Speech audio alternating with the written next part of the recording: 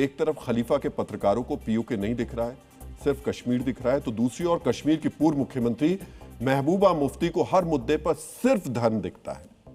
उन्हें आंदोलनकारियों में तो सिर्फ छात्र दिखते हैं, जब आंदोलन हो रहा था तो सिर्फ वो छात्र थे, लेकिन पुलिस के एक्शन के वक्त अब धर्म दिखता है। महबूबा मुफ्ती ने सोशल मीडिया पर लिखा कि बिहार, उत्तर प्रदेश, पश्चिम बंगाल और बीजेपी शासित अन्य दूसरे राज्यों से चिंताजनक खबरें आ रही हैं कि जंतर मंतर प्रदर्शन में भाग लेने वाले युवाओं को गिरफ्तार किया जा रहा है। इससे भी ज्यादा चिंताजनक बात यह है कि गिरफ्तार किए गए लोगों में से अधिकतर मुसलमान हैं। यही सबसे ज्यादा महत्वपूर्ण लाइन उनके इस पोस्ट की है। प्रदर्शन खत्म होने के बाद जो प्रदर्शनकारी महबूबा मुफ्ती को मुसलमान दिख रहे हैं, वही प्रदर्शनकारी 25 जुलाई से पहले उन्हें सिर्फ छात्र दिख रहे थे। 23 जुलाई को जब महबूबा मुफ्ती कथित तौर पर छात्रों के अधिकारों की लड़ाई लड़ने के लिए जंतर मंतर गई थी, तब उन्होंने अपना मजहबी चश्मा जेब में रखकर धर्मनिरपेक्षता वाला चश्मा पहन लिया था। इसलिए सारे प्रदर्शनकारी उन्हें सिर्फ छात्र ही लग रहे थे। महबूबा मुफ्ती ने कहा था कि इस आंदोलन की सबसे बड़ी कामयाबी यह है कि इन युवाओं ने हिंदू मुस्लिम ध्रुवीकरण की राजनीति को सिरे से खारिज कर दिया। छात्रों की कोई धार्मिक या राजनीतिक पहचान अलग नहीं होती है, ये सब एक समान होते हैं। 5 दिन बीतते बीतते महबूबा मुफ्ती को फिर से अपनी मजहबी राजनीति याद आ गई। उन्होंने धर्मनिरपेक्षता वाले चश्मे को अलमारी में बंद करके रख दिया और मजहबी लेंस से प्रदर्शनकारियों पर हो रही कार्रवाई को अब देखने लगी। मित्रों, ये सिर्फ विचारों में संकीर्णता नहीं है, बल्कि मजहबी घृणा की राजनीति का प्रमाण है। ये उस आंदोलन का अपमान है जिसकी वजह से आज देश में एक नया कानून बन रहा है। महबूबा मुफ्ती का यह मजहबी नजरिया उन छात्रों की निष्ठा, निर्भीकता और एकजुटता का भी तिरस्कार है जिन्होंने धर्म, जाति और क्षेत्र से ऊपर उठकर अपने अधिकारों की लड़ाई के लिए एकजुटता दिखाई थी। मित्रों, महबूबा मुफ्ती जो कह रही हैं वो उनकी राजनीतिक मजबूरी है। वो अपने पारंपरिक वोट बैंक को यह संदेश देना चाहती हैं कि केवल वही बीजेपी की नीतियों के खिलाफ मजबूती से खड़ी है। कश्मीर में पैलेट गन की कार्रवाई को जायज ठहराने के मुद्दे पर बुरी तरह घिरने के बाद उन्होंने पूरे विमर्श को बहुत ही शातिराना अंदाज में धार्मिक एंगल की तरफ मोड़ दिया।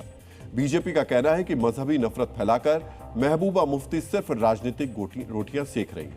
आइए आपको सुनाते हैं बीजेपी क्या कह रही है। महबूबा मुफ्ती जी के दिमाग में सांप्रदायिकता का कीड़ा रेंग रहा है और हर चीज में उनको सांप्रदायिकता की बू आती है। जो अपराधी है या जिसने आपराधिक कृत्य किए हैं और वो किसी जाति या संप्रदाय विशेष का है, तो इसलिए थोड़ी बच जाएगा कि आप उसके पक्ष में बयान के लिए खड़ी हो जाएंगे।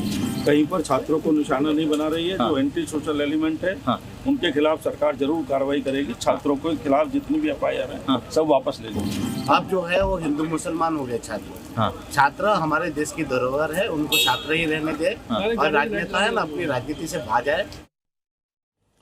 मित्रों, जिस तरह महबूबा मुफ्ती अपने सियासी स्वार्थ के लिए युवाओं की पवित्र ऊर्जा को संप्रदाय और विभाजन की आग में झोंकने का पाप कर रही हैं, उसी तरह का पाप इनके वैचारिक समर्थक भी कर रहे हैं। कुंठा क्लब के सदस्य भी अब ये नैरेटिव गढ़ने में जुट गए हैं कि प्रदर्शन में शामिल मुसलमान नौजवानों पर अधिक कार्रवाई हो रही है। धर्मनिरपेक्षता के स्वयंभू ठेकेदार अचानक मजहबी अवतार में आ चुके हैं और ये नैरेटिव गढ़ने में अपनी बौद्धिक शक्ति लगा रहे हैं कि सरकार प्रदर्शन में शामिल मुसलमानों पर कार्रवाई कर रही है। सोचिए, यही लोग प्रदर्शन के दौरान कह रहे थे कि ना कोई हिंदू है, ना कोई मुसलमान है, सब छात्र हैं। तो अब ये छात्र अचानक मुसलमान कैसे हो गए?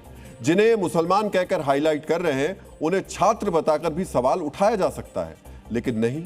ये जानते हैं कि अपने एजेंडे की गाड़ी चलाने के लिए मजहबी ईंधन की जरूरत है और एजेंडाधारी वही कर भी रहे हैं।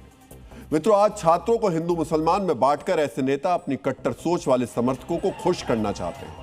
उन्हें शायद ये नहीं पता कि पुलिस उन लोगों की सूची तैयार कर चुकी है जो छात्रों के अधिकारों की लड़ाई की आड़ में हिंसा करने के लिए जंतर मंतर गए थे, जो आंदोलन के नाम पर पुलिस के साथ मारपीट करने और लड़कियों के साथ अभद्रता करने गए थे, जिन्हें ना तो नीट का मतलब पता था, ना परीक्षा और पेपर लीक से कोई सरोकार था, ना ही किसी छात्र से कोई मतलब था। ये सिर्फ और सिर्फ विशेष एजेंडे को आगे बढ़ाने और आपराधिक कृत्य करने के इरादे से वहां पर पहुंचे थे। इन प्रदर्शनकारियों में से चुन चुनकर पुलिस ने सैकड़ों लोगों की सूची तैयार की है जो बलात्कार, हत्या, डकैती, अपहरण और आर्म्स एक्ट जैसे मामलों के आरोपी बताए जा रहे हैं। मतलब ये केवल छिटपुट अपराध करने वाले लोग नहीं हैं, बल्कि आदतन और हिस्ट्री शीटर अपराधी बताए जा रहे हैं। प्रदर्शन के दौरान हुई हिंसा के समय 100 सीसीटीवी फुटेज और वायरल वीडियो का विश्लेषण किया गया। जांच में करीब 3000 लोगों की पहचान किए जाने का दावा किया गया है। इनमें से 989 ऐसे शातिर तत्वों की पहचान होने का दावा है जो हत्या, डकैती, लूट, आर्म्स एक्ट और बलात्कार जैसे जघन्य अपराधों के आरोपी हैं। सोचिए, 989 ऐसे लोग थे।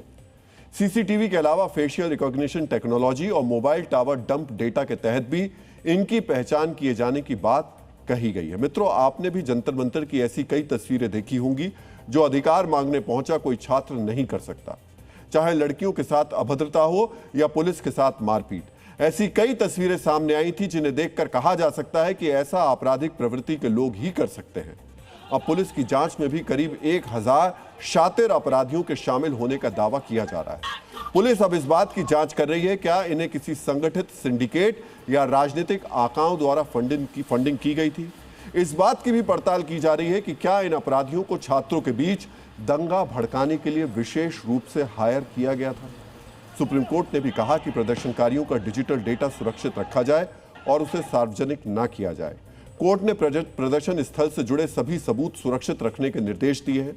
कोर्ट ने कहा कि पुलिस सभी CCTV footage, drone videos, wireless संचार और पीसीआर कॉल रिकॉर्ड सुरक्षित रखे ताकि जांच में उनका इस्तेमाल किया जा सके। हालांकि अदालत ने स्पष्ट तौर पर कहा है कि जो छात्र हैं उन पर किसी तरीके की कार्रवाई नहीं होनी चाहिए। मित्रों, अलग अलग राज्यों से छात्रों के लिए राहत वाली खबरें भी आ रही हैं, लेकिन पुलिस के पास ऐसे लोगों की लंबी चौड़ी सूची है जो अपराधी हैं और प्रदर्शन में शामिल थे। इसी तरह एक सूची उन बौद्धिक और सियासी धूर्तों की भी है जो इन आपराधिक प्रवृत्ति के लोगों को छात्र और मजहब के नाम पर बचाने की कोशिश कर रहे हैं।